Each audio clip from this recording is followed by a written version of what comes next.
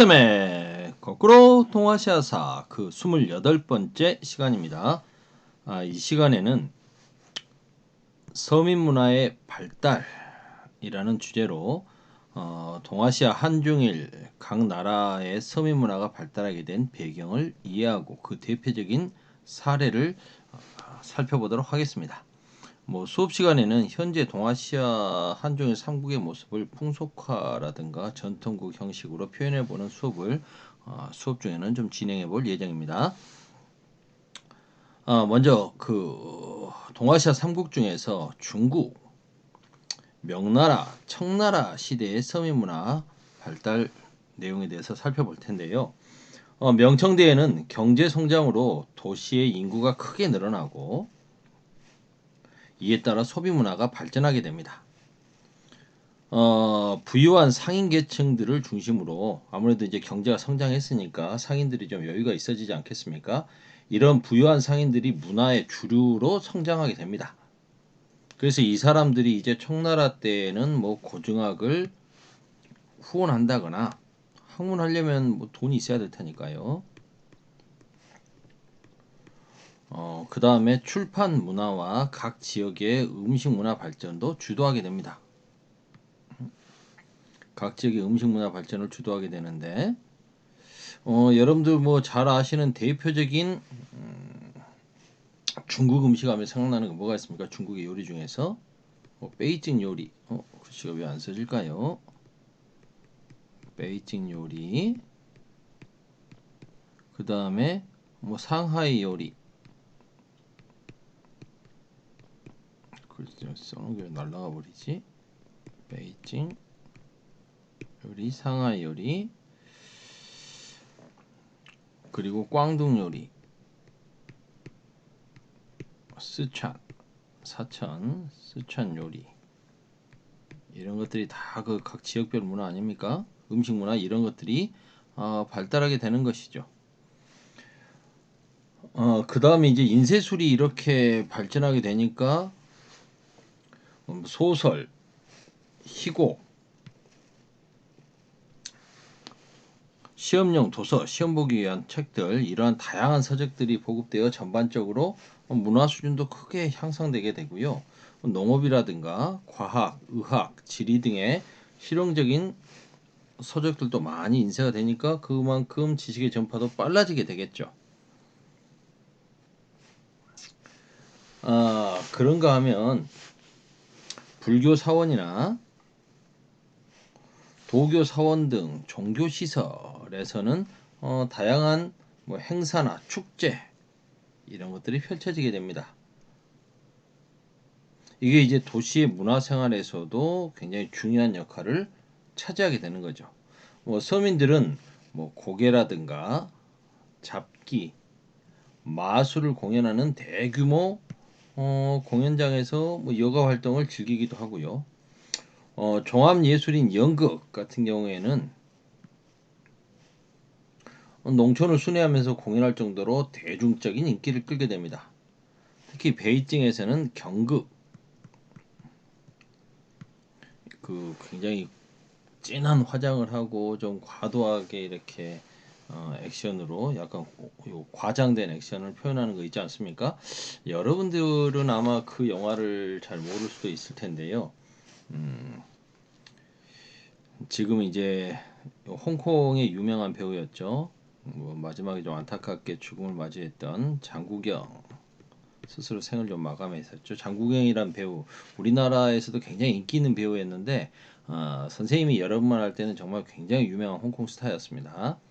이 장국영이란 배우의 작품 중에 대표적인 패왕별희라고 하는 영화가 있었어요. 우리 교과서에도 좀 나올 텐데요.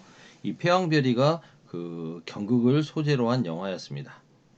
이 경극 같은 경우에는 그 여자들이 역할을 못했기 때문에 여성들은 경극에 참여할 수 없어서 여자 역할은 보통 이렇게 잘생긴 미소년, 젊은 남자들이 그 역할을 하고 했답니다. 장국영이 이 패왕별이에서 여성의 역할을 했던 거죠. 그 초패왕 항우의 연인이었던 우희의 역할을 그때 장국영이 했었거든요. 실제로도 그러니까 경극은 여성이 아니라 남자가 이렇게 배우로 참여했다고 합니다. 그런가 하면 베이징에서 이런 경극이 유행하고 각 지방에서는 그 지역의 특색을 반영한 다양한 지방 연극이 발전했다고 합니다. 문학에서는 서유기 그 삼장법사가 선호군과 함께 이제 서역에 가는 이야기 아닙니까? 이건 실제로 그 당나라의 현장법사가 이 인도에 가서 경전을 구해오는 이야기를 모티브로 한 것이죠. 그렇게 해가지고 오승은이라고 하는 사람이 이제 만들어낸 이야기고요. 삼국지연이 우리가 흔히 삼국지로 많이 알고 있지 않습니까? 나관중에 실제로 위나라, 총나라, 오나라 삼국의 쟁패를 다루고 있는 이야기가 이제 삼국지라면 실제 우리가 많이 알고 있는 삼국지는 실은 이 나관중이 쓴 소설 삼국지연의죠. 삼국지연이고 그 다음에 이제 이 수호전 같은 경우에는 신혜함이라고 하는 사람이 북송 말기의 상황을 빗대 가지고 만든 이야기고요. 많은 뭐 영웅 호걸 등이 등장을 하죠. 그 다음에 이제 그 연애 소설 대표적인 연애 소설로 유명한 조설근의 홍루몽 이런 것들이 대중 소설로 인기가 많죠. 이 네 가지가 바로 중국에서는 그래서 중국 고전 소설의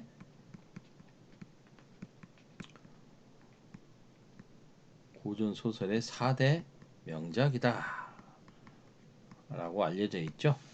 서유기, 삼국지연이, 수호전, 홍루몽. 그림은 도시생활 및 민간 풍속을 묘사한 그림들이 많이 그려지고요.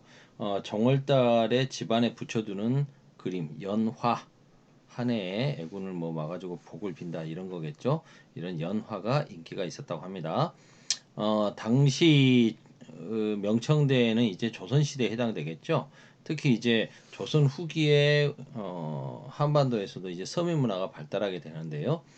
서당을 통해서 교육 보급이 확대되고 사회 경제적인 변화, 신분 구조, 신분 제도가 이제 흔들리지 않습니까? 그리고 실학 등이 유행하고 이런 것들의 영향으로 서민층들이 스스로를 깨닫게 되는 거죠. 서민층이 의식이 성장하고 이러면서 서민 문화가 발달하게 됩니다. 물론 이렇게 경제적인 여유가 있어진 것들도 큰 몫이 되겠죠. 한글로 쓰인 대중소설 대표적인 게 이제 홍길동전이죠. 한글 소설, 그 다음에 판소리, 탈춤과 같은 공연 문화, 그리고 김홍도와 신윤복 등이 당대 사람들의 생활 모습을 그대로 그린 풍속화가 유행을 하게 되죠. 민화도 많이 그려지게 되고요. 김홍도 같은 경우에는 이제 서민들의 일상생활이나 생업의 모습을 많이 그렸다면 그 신윤복 같은 경우에는 도시에서 살고 있는 도시 양반들, 도시민들과 부녀자의 모습을 화폭에 담아서 유명해졌죠. 조선의 모습은 뭐 간단하게 넘어가겠습니다. 일본 같은 경우에는 조닌 문화가 발달하게 되죠. 조닌은 상인 계층입니다. 에도 시대에 경제적으로 여유가 있고 생활이 좀 자유로웠던 이런 상인 계층인 조닌 등이 도시의 중산층으로 성장을 하게 되면서 이들이 문학, 연극, 그림 등 예술을 이용하여 여가 활동을 즐기게 되고 이러한 조닌 문화가 이제 점차 다른 사회 계층으로까지 확산되면서 일본에서는 조닌 문화라는 이름으로 서민 문화가 발달하게 됩니다. 특히 이 조닌 문화가 발달하게 된 시대를 일본에서는 겐노쿠 시대에 이 문화가 많이 발달했다고 하는데요. 그래서 겐노쿠 시대에 발달한 문화다 해서 별도로 겐노쿠 문화라고도 불려집니다. 이 겐노쿠라고 하는 것은 이제 일본이 당시 에도 막부 시대이지 않습니까? 에도 막부의 5대 쇼군이었던 도쿠가와 막부니까 도쿠가와 스나요시라고 하는 사람이 있었는데 이 사람이 이제 그동안의 그런 무단 정치, 좀 사무라이들 중심의 무단 정치의 좀 모습을 무단주의의 모습을 좀 문치주의로 바꾸면서 여러 가지로 일본 안에서의 좀 변화가 일어나게 됩니다. 그러한 이제 문화 예술이 발달하는 그런 분위기 속에서 이 문화가 더욱더 발달했다. 그래서 겐노쿠 문화라고 부르는데 그때 특히 서민들 문화의 대표적으로 상인들의 문화, 조님 문화가 발전하게 된 것입니다. 남녀 간의 애정을 소재로 하는 문학 소설, 그리고 당연히 존인이 상인들이니까 상인들이 주인공으로 등장하는 내용들이 많이 다뤄졌고요. 공연 문화로서는 전통적인 연극인 분락후, 그리고 노래, 춤, 제주 등을 결합한 대중 연극, 물론 이런 여러 가지 역할보다 종합 예술이지만 주로 서사에 중심을 두었던 연극, 가부키 이런 것들이 유행하게 됩니다. 이 가부키도 경극과 마찬가지로 남자들이 여성 역할을 하게 됩니다. 물론 처음에는 초기에는 여자 배우들도 있었다고 합니다. 근데 뭐 풍속을 문란하게 한다는 이유로 금지되어 지금은 뭐 이렇게 성년 남자들로만 구성되어 있다고 합니다. 그래서 좀 다소 과장된 목소리와 몸짓으로 여성의 역할을 표현해야 되니까 그러한 뭐 남자 배우들이 많이 탄생했다고 하고요.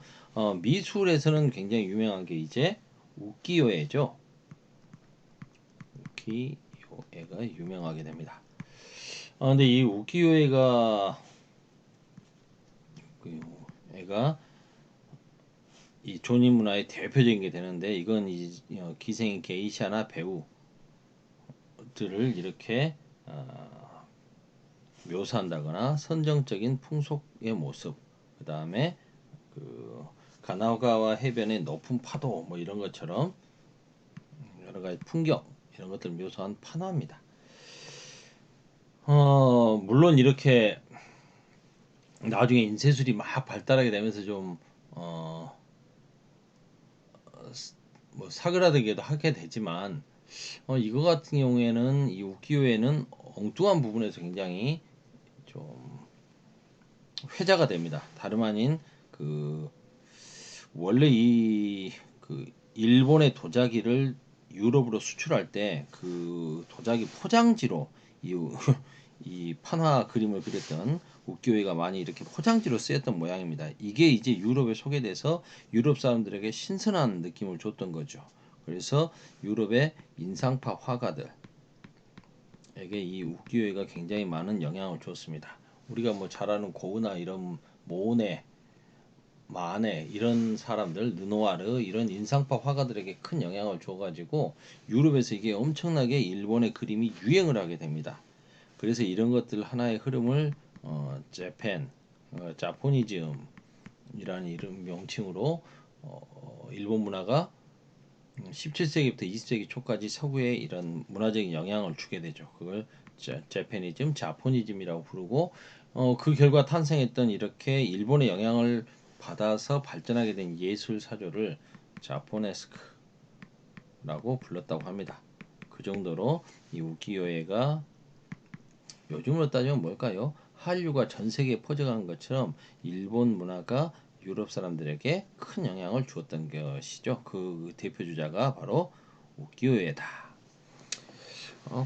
별 내용이 없어서 금방 끝날 줄 알았는데 선생님이 이런저런 이야기하다 보니까 시간이 좀 꽤 흘러버렸습니다. 오늘은 여기까지 할게요. 푸쌤의 거꾸로 동아시아사 28강을 마치겠습니다. 끝!